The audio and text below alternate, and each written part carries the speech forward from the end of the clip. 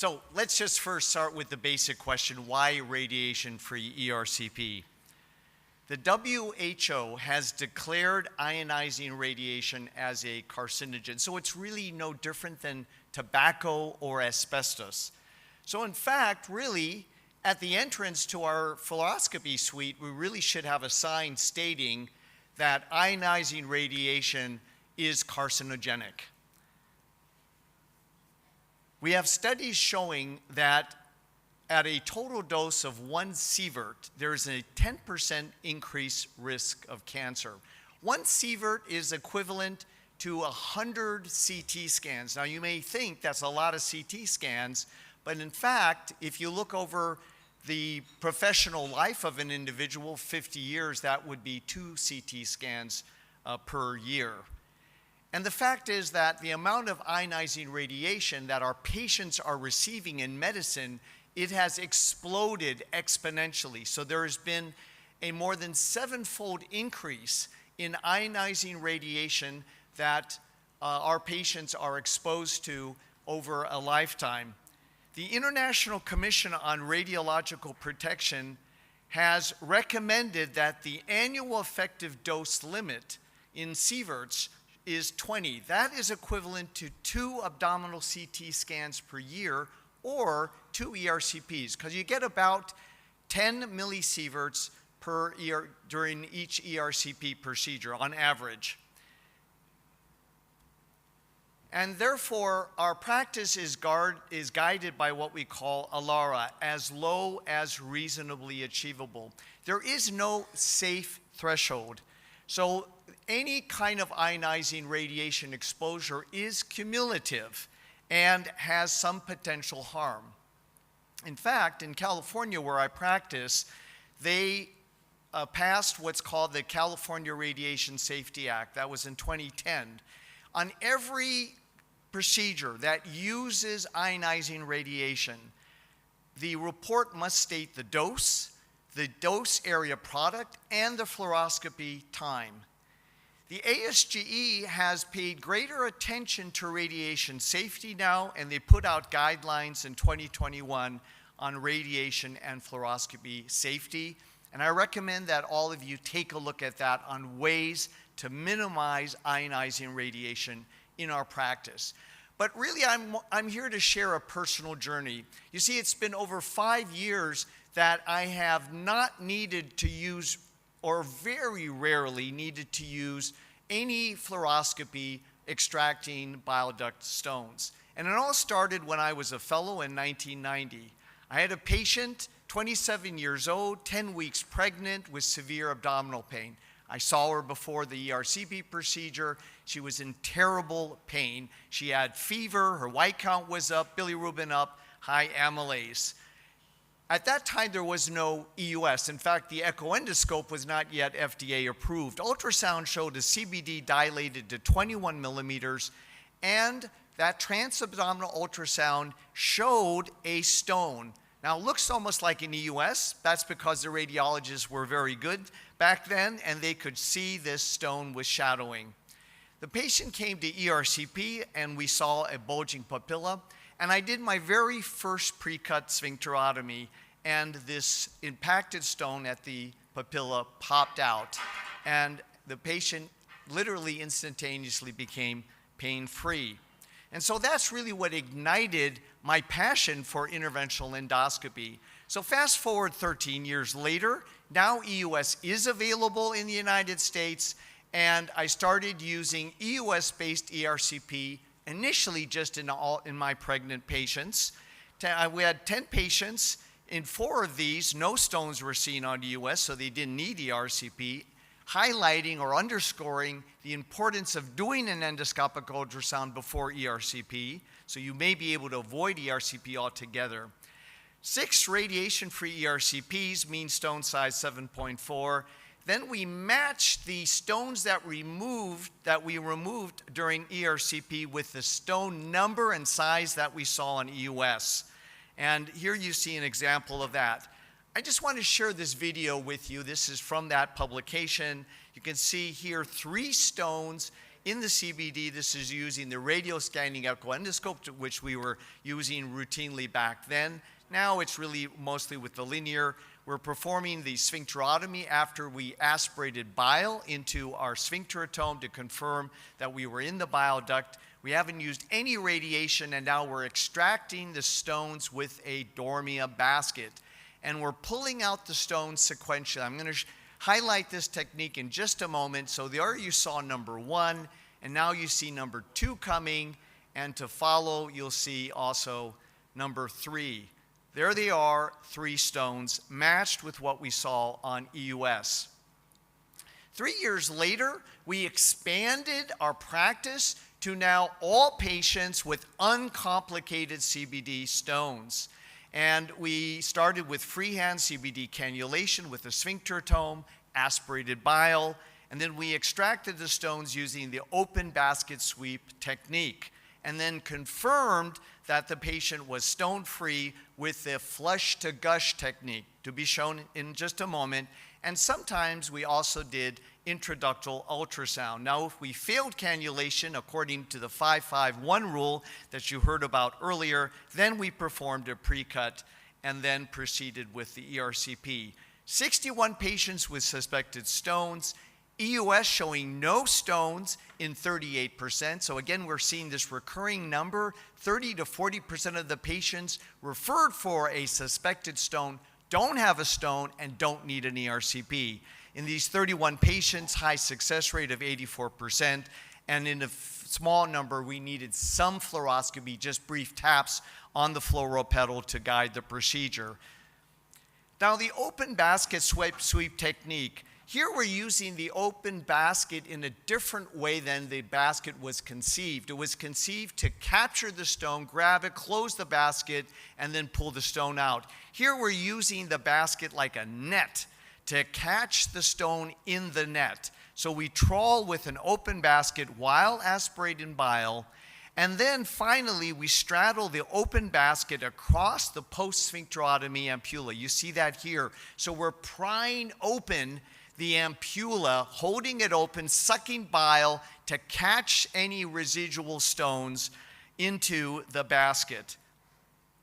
And here is a video just to illustrate this. So now with EUS, you can see so nicely at the distal bile duct, this stone here, we can measure out its precise size. So we know what to expect when we do ERCP, 1.2 millimeters, so just over 1.2 centimeters, just over 10 millimeters. Here, cannulation, selective, you see the bile being aspirated. So it's confirming that we're in the bile duct. Then we can proceed to our sphincterotomy. I'm going to fast forward this because of time here. So here's our sphincterotomy. We see a gush of bile. We know we can stop our sphincterotomy at this point. We also know we don't need an excessively large sphincterotomy because we know the size of the stone. And now comes the basket sweep. So this is the open basket sweep technique. So we open the basket inside the bile duct. Then we trawl with the open basket while aspirating bile. So you see now at the very end, I'm holding the ampulla open. I'm prying it open with the basket wires and pulling the stones out. Now, I try to pull the stone out without having it crush, but in this case, it was a soft one, and so it sort of fell apart. The flush to gush is the way that I confirm that this patient is now stone-free. So I advance the basket 8 to 10 centimeters. That's the approximate distance to the hilum. So I measured this out in many patients. It's always somewhere between 8 and 10 centimeters. Then I open the basket 20%, just enough to be able to irrigate through the basket catheter. I flush with saline until I see a clear gush of fluid come out. And then I trawl with the open basket while applying suction. So here you can see the technique. Rapid flushing of saline with the basket 20% open. So it's not fully open, just enough so I can flush through the catheter. And as soon as I see that clear gush coming out, now is when I start to aspirate and I start pulling back on the catheter. You can literally look right up into the duct as you're doing this. And then if there's any concern that there may be a residual stone, I will use intraductal ultrasound, IDUS, 20 megahertz. I flush the bile duct is already flushed with saline, so you already have an aqueous medium there. And you, of course, need to avoid any gas insufflation that may get up into the duct, because obviously that may create acoustic shadowing. And then you can optionally place a guide wire, since the guide wire can be inserted monorail style through the IDUS catheter. So if you want, you can actually place a guide wire under ultrasound guidance. So this is our experience over 5 years. And in 170 patients, 160 had at least one CBD stone, mean size about 1 centimeter, and 7 had CBD dilation without an obvious stone. 3, the CBD could not be well visualized. I see my time's running out here, so I'm going to go a little bit more quickly. So we had a few patients with recurrent stones, but at least 2 of them didn't have a cholecystectomy, and maybe those were stones that migrated from the gallbladder. Now you can see this is from the brochure, and I was very pleased to see the cholangioscope shown here, because this is really changing the practice of ERCP. Now, historically, we have limited the use of ductoscopy to indeterminate strictures, refractory stones requiring lithotripsy, and refractory stricture cannulation, where we want to guide placement of the guide wire through a stricture under cholangioscopic guidance. This paradigm was then changed by the Stanford group, which I was delighted to see this paper here in 40 patients, where they were able to perform radiation-free cannulation, radiation-free in 100% of their patients, and clearance in 100%, and a very low adverse event rate. And we saw a subsequent study validating those results. Again, very high radiation-free cannulation success rates, all without basically using the cholangioscope, and high clearance rates. And then in China even, we have this large study, 285 patients, high technical success rates, and able to clear stones in one session in 100% in literally all locations throughout the bile duct with low complication rates. Just to share this video of a recent case that I had. So on ultrasound, on EUS, I could see that the stone was in the cystic duct. So I already had sort of a GPS. I knew what to look for after inserting the cholangioscope. That's a cystic duct, and I'm able to now place a basket that is inserted through the cholangioscope to capture the stone that's impacted in the cystic duct and remove it under direct cholangioscopic and endoscopic guidance, as you can see nicely here. Ductoscopy is in evolution, and this is really the great news. We're going to see so many new devices, advances in this space, beginning with the ductoscope. They're getting thinner, larger working channels, the optics are improving, and we're going to see the integration of digital chromoscopy, just as we've seen that with endoscopy. But more importantly, we're going to see an explosion of accessories. And we're already familiar with forceps and baskets. These are available now. We're going to see dilating balloons. And what's really exciting are stents that can be placed through the ductoscope. And I predict that we'll also see ablation catheters that we can insert under cholangioscopic guidance.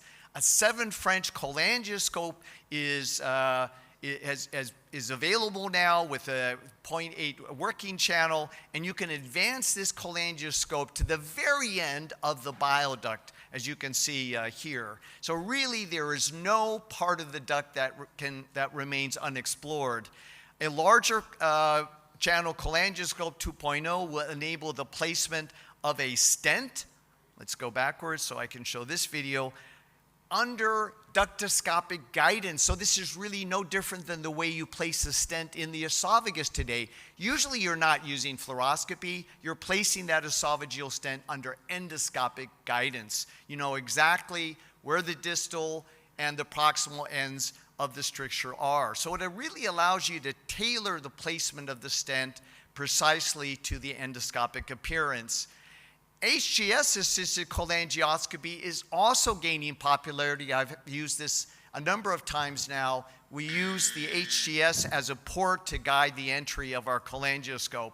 And then finally, this is really, I think, novel, very promising, where we have caps, just as we're using them in our daily endoscopic practice, caps that can be mounted on the cholangioscope that may enable selective cannulation of the bile duct. So will X-ray and ERCP become extinct? We've seen ionizing radiation become extinct in upper procedures, in lower procedures. Who's doing baryomenemas anymore, right? Even in small bowel procedures, we're using capsule endoscopy and double or single balloon, and I predict we're going to see the same now in ERCP. I wrote an editorial titled ERCP, Time to Take the Lead Off, back in 2017. I think it's time, in fact, to change the name. ERCP is antiquated, and it should now be ERDI, endoscopic retrograde ductal intervention, a multi-imaging guided procedure. Thank you.